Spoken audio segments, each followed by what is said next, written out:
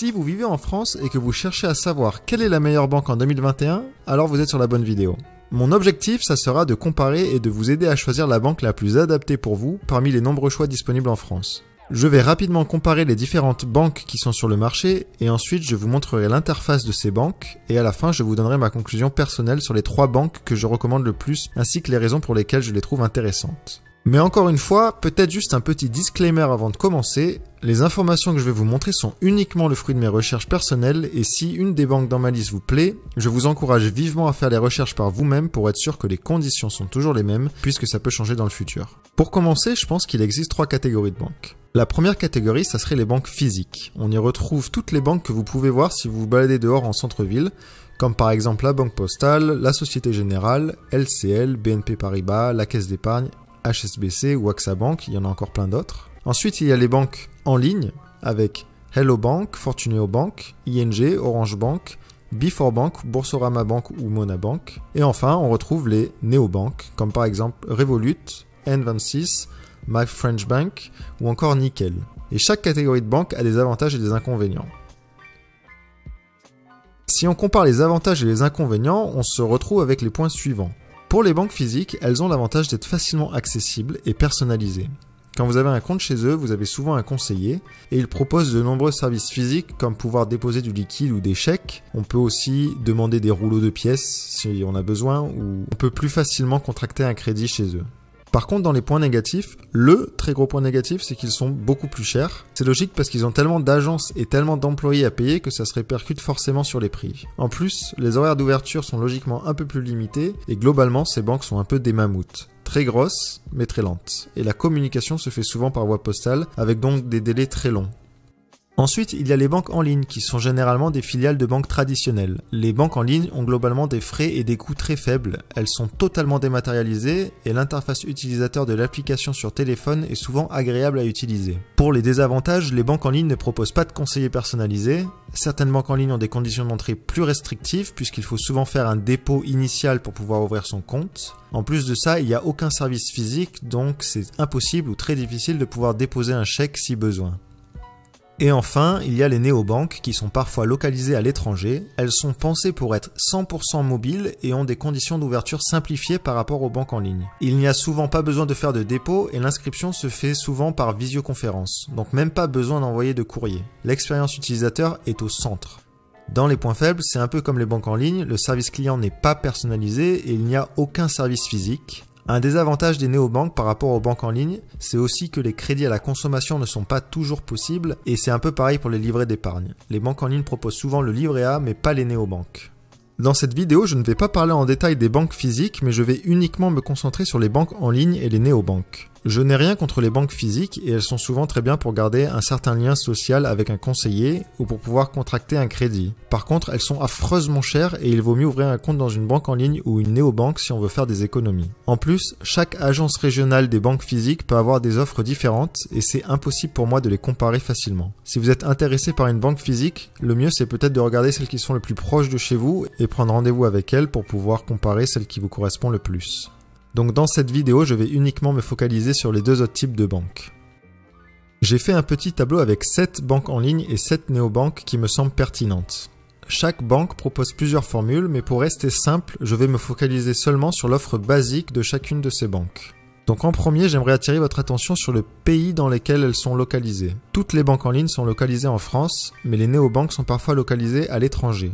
Par exemple, N26 est allemand et Revolut est anglais mais a récemment changé sa localisation pour la Lituanie pour ne pas être embêté avec le Brexit. Le fait qu'une banque soit localisée en France ou pas, c'est pas nécessairement quelque chose de très négatif. Mais si vous ouvrez un compte dans une banque en ligne qui est localisée à l'étranger, vous allez devoir remplir un formulaire, le numéro 3916, pour déclarer votre compte à l'administration fiscale à la fin de l'année, alors que c'est pas nécessaire de le faire pour les banques localisées en France.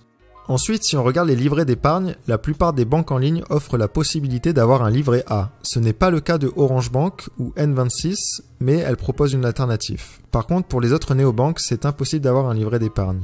Un autre point important, c'est le dépôt initial. Quand on ouvre un compte dans une banque en ligne, on doit souvent faire un dépôt, ce qui peut être assez embêtant, surtout si on n'est pas déjà dans une banque. N26 est la seule banque qui ne demande pas de dépôt.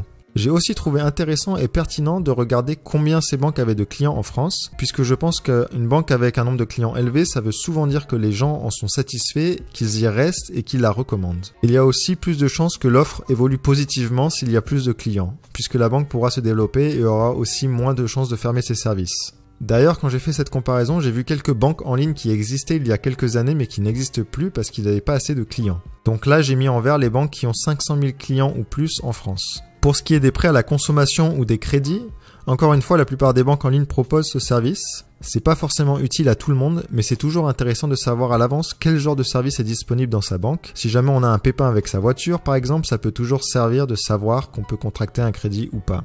Encore une fois, N26 se démarque des autres néobanques puisqu'il est possible de faire un prêt chez eux et pas chez les autres. Et enfin, la dernière question, est-ce que la carte de crédit est gratuite? Je pense que c'est un critère important. Les banques physiques font souvent payer pour ce genre de service et les banques en ligne et néobanques proposent des offres beaucoup plus intéressantes. Je vous laisse peut-être faire pause à ce moment-là de la vidéo pour prendre le temps de comparer chaque critère. Toutes ces banques se différencient des banques physiques car elles sont dématérialisées et donc leur application sur smartphone est souvent très ergonomique. Puisque vous allez interagir avec la banque uniquement par l'application du téléphone, c'est important de savoir si vous allez aimer ou pas l'interface de chacune de ces banques. Et donc pour pouvoir facilement comparer l'interface de chaque application, je me suis amusé à prendre les images qui sont mises en avant quand on télécharge l'application sur le Play Store. Le premier exemple, c'est Fortuneo Bank. Voilà à quoi ressemble leur interface. Je vous laisse regarder, c'est assez important puisque ce sera l'interface que vous allez manipuler à chaque fois que vous voulez interagir avec votre compte. Dans le cas de Fortuneo Bank, on peut voir que l'application est épurée et qu'on peut suivre son compte courant et son livret A sur la même page. Et puisque je vais vous montrer l'interface de chaque application, je ne vais pas m'éterniser, donc je vous laisse mettre pause à chaque fois que vous trouvez une interface qui vous plaît.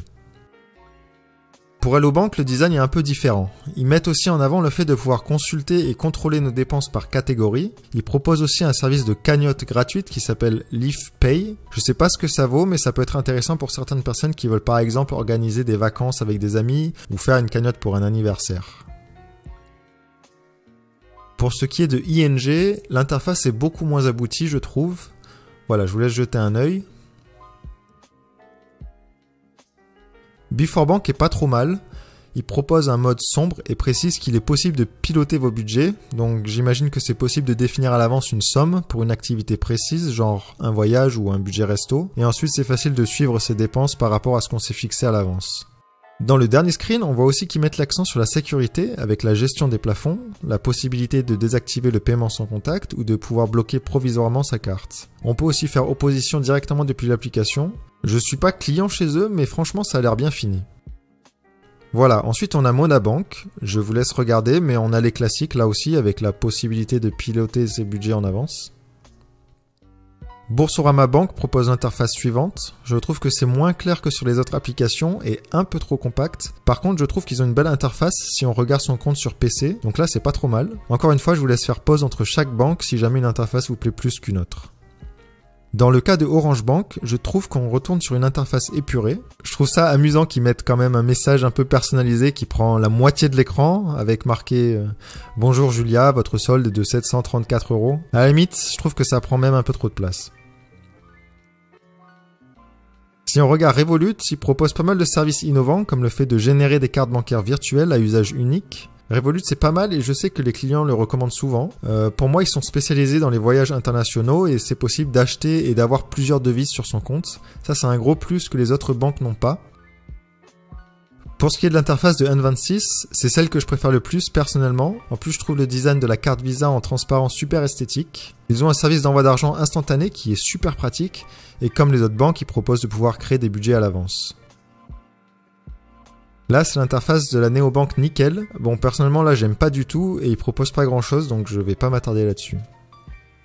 Et enfin, la dernière banque, c'est Ma French Bank, qui est donc une filiale de la Banque Postale. Là encore, je trouve l'interface assez moyenne, mais ils ont une fonctionnalité sympa qui est de pouvoir rembourser facilement ses amis par SMS. Voilà, c'est fini pour la présentation des interfaces. Alors, quelles sont mes recommandations personnelles ? En première position, je recommande N26, en deuxième position Boursorama Bank et en troisième position Revolut, et je vais récapituler les forces et les faiblesses de chacune des trois banques. Pour ce qui est de N26, c'est une banque avec aucun frais ni aucun coût et la carte bancaire est gratuite. C'est également possible d'ouvrir un compte sans condition de dépôt et sans condition de revenu, et si on voyage et qu'on paye à l'étranger, il n'y a aucune commission en plus. Également, un gros point fort de N26, c'est la simplicité d'utilisation et la possibilité de pouvoir ouvrir un compte en moins de 8 minutes. Donc quand vous voulez vous inscrire à N26, vous avez juste un appel en visioconférence où on vous demande un tas de choses comme votre carte d'identité et ensuite en moins de 10 minutes vous avez votre compte ouvert. Par contre, dans les points négatifs, vous aurez un IBAN allemand. C'est pas quelque chose de très négatif, mais il faut savoir que votre IBAN ne commencera pas par FR, mais par DE. Et du coup, vous n'aurez pas accès au livret A puisqu'ils ne sont pas français. Pour ce qui est de la deuxième banque que je recommande, ça serait Boursorama Bank. Leur force, c'est qu'ils sont localisés en France et donc ils proposent un livret A disponible. Ils ont souvent une offre de bienvenue généreuse et ils proposent une carte gratuite. Et dans les points négatifs, il faut faire attention aux frais cachés. Si jamais vous ne payez pas par carte, vous pouvez avoir des frais. Et à l'ouverture de Boursorama Bank, il y a un dépôt de 300 € obligatoire. J'ai lu des avis clients qui disaient que des fois c'était moins, mais globalement il y a un dépôt à faire au début, donc ça peut être compliqué pour certaines personnes. Et enfin, la dernière banque que je recommande, ça serait Revolut. Et je la recommande pour une raison particulière, ça serait surtout si vous comptez voyager.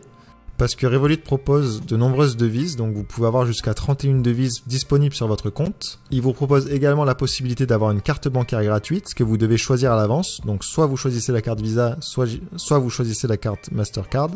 Et vous pouvez aussi changer vos devises jusqu'à 1000 € par mois. Donc si vous voyagez souvent et que vous voulez convertir vos euros en dollars, vous pouvez le faire gratuitement jusqu'à 1000 € par mois. Dans les points négatifs, Revolut c'est une banque anglaise qui ont récemment dû déménager en Lituanie à cause du Brexit. Donc si jamais vous inscrivez chez eux, vous aurez un IBAN lituanien. Aussi, si vous avez l'habitude de retirer de l'argent au distributeur, il faudra faire attention parce que au-delà de 200 € par mois, il y a 2% de frais. Et comme N26, c'est pas une banque française, donc il n'y a pas la possibilité d'ouvrir un livret A. Voilà, c'est tout pour moi. J'espère que cette vidéo comparaison vous a plu. Et pour ceux qui sont encore là à m'écouter, déjà félicitations et j'espère avoir pu vous guider un petit peu dans votre choix. Si c'est le cas, n'oubliez pas d'aimer la vidéo. Je suis une petite chaîne et ça m'aide énormément. Et je vous invite également à vous abonner car je prévois de poster d'autres vidéos du même genre qui seront également très intéressantes.